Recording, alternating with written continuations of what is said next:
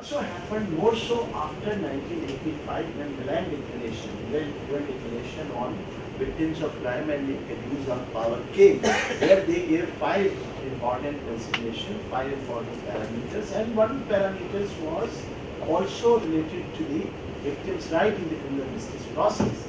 So they thought to create and construct some program through which the victim participation can be enlisted and effectively channelized, and it can be constructed as a pre-trial negotiations. Now, even in America, to a great extent, some story happened like this. So it got failed.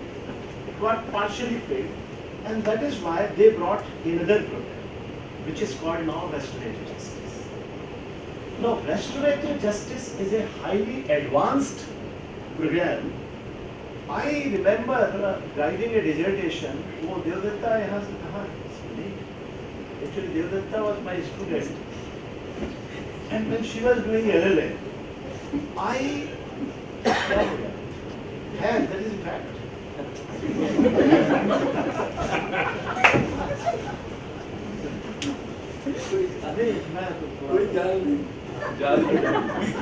Actually, what I am saying, we try to look at 3 processes together. I think we can reach to some meaningful conclusion if we see 3 things together. Compounding is something basic, advanced is plea bargaining, and most advanced is restorative. If you put these 3 things together, I did this in that dissertation, which is probably with me, if you can see.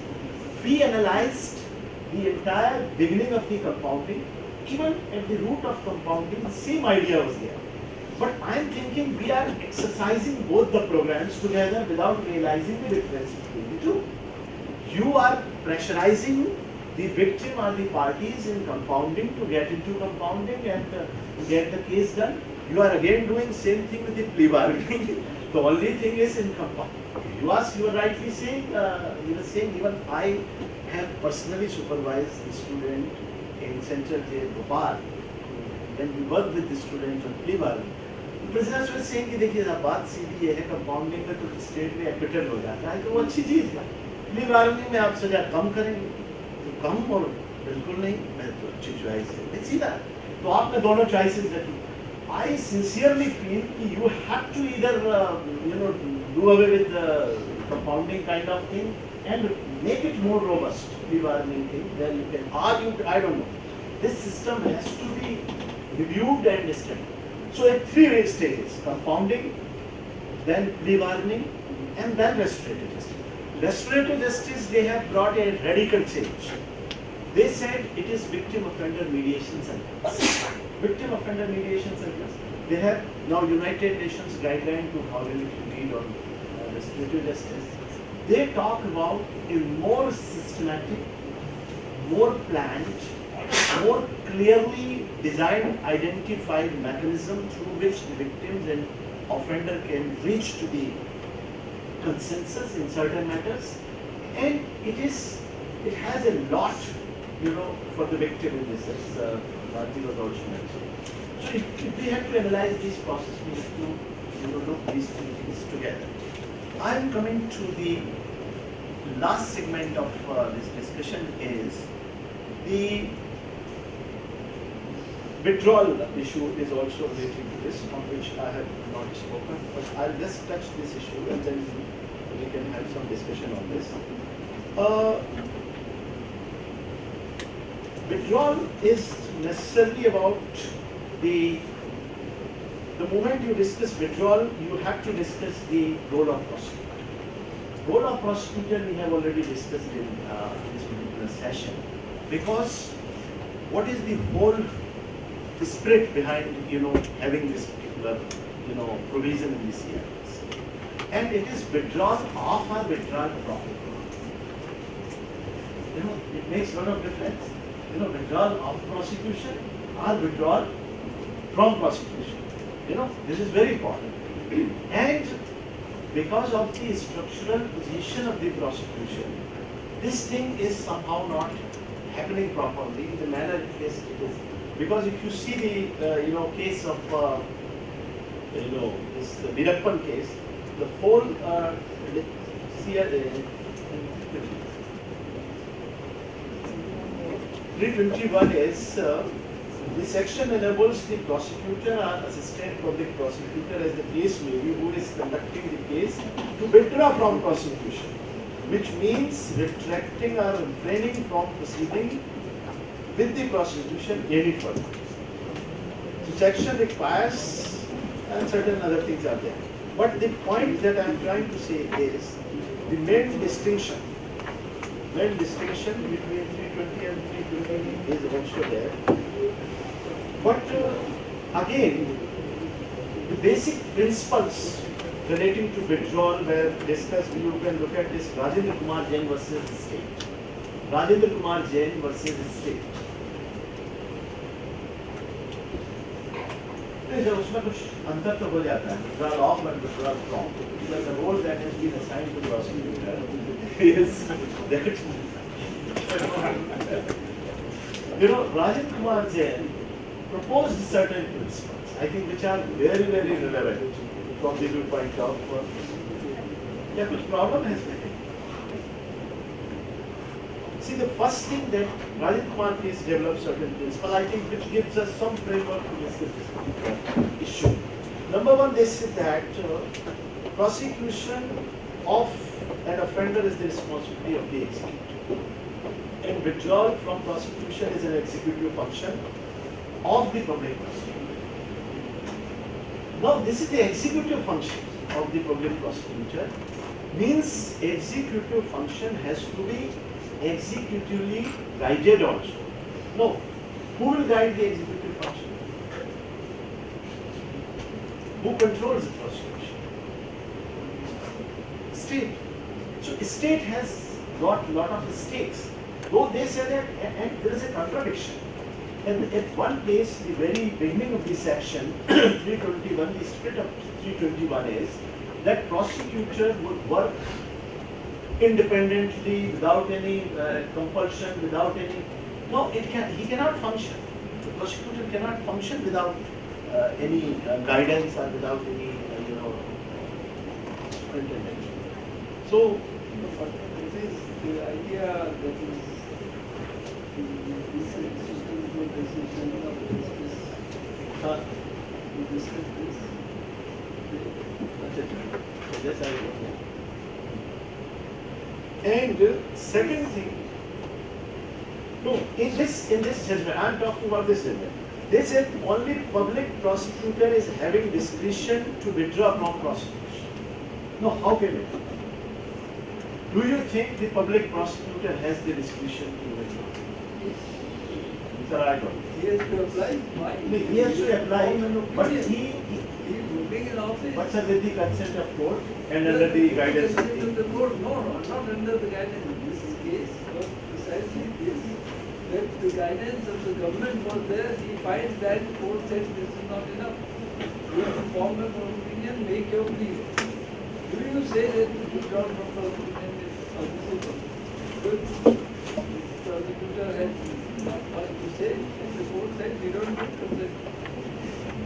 But like in Kareem case, the entire interference was very clearly brought to the notice when then the state asked the prosecutor clearly that you have to withdraw the prosecution in case of Dhiranpan. He has formed an opinion. He was asked to form the opinion. My problem is this, he doesn't form. So his opinion is formed, definitely. Opinion is formed. But who has asked him to form this opinion? That is the autonomy of the prosecution, which is structurally not possible in the current setup.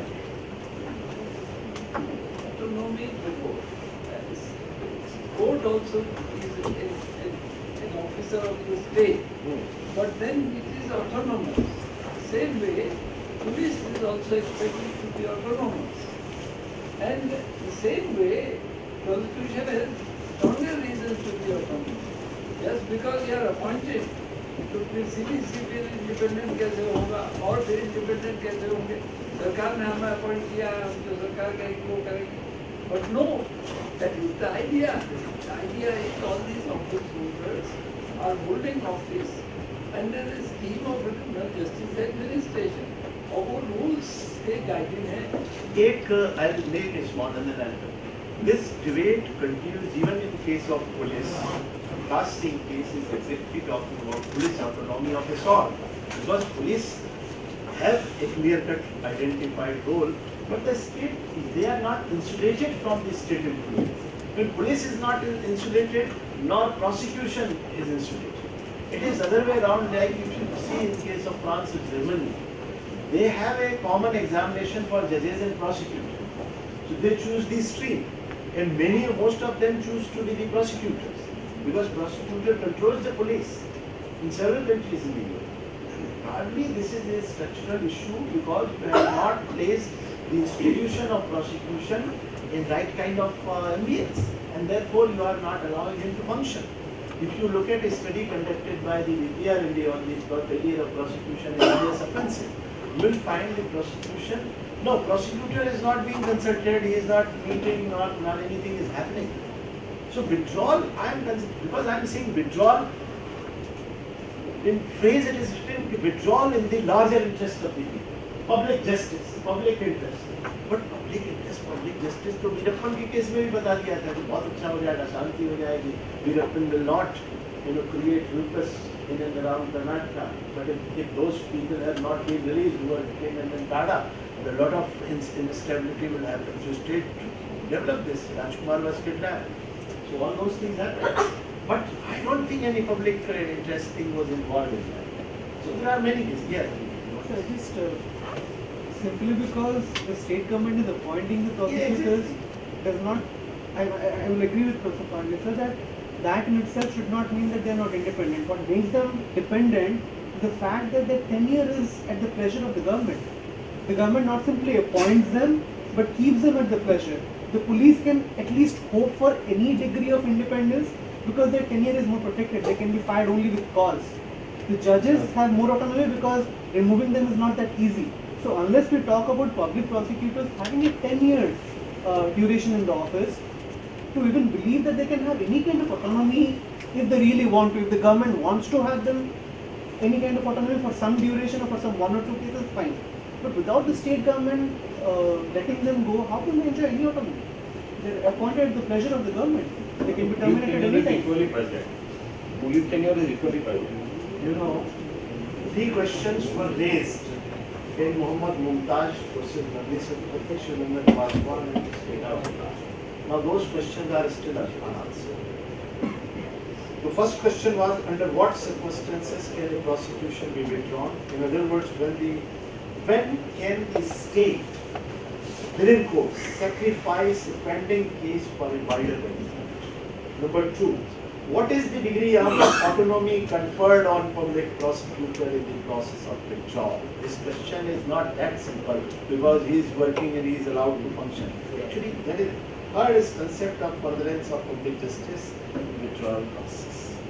If you do discussion, I think much of the things can be analyzed in this. देखिए sir ये तो ऐसा है ना कि if you don't listen the officer you are changed. वो same thing हो गई. एक है ना उसमें कि भाई अगर दुआ कबूल ना हो तो खुदा बदल देते हैं लोग.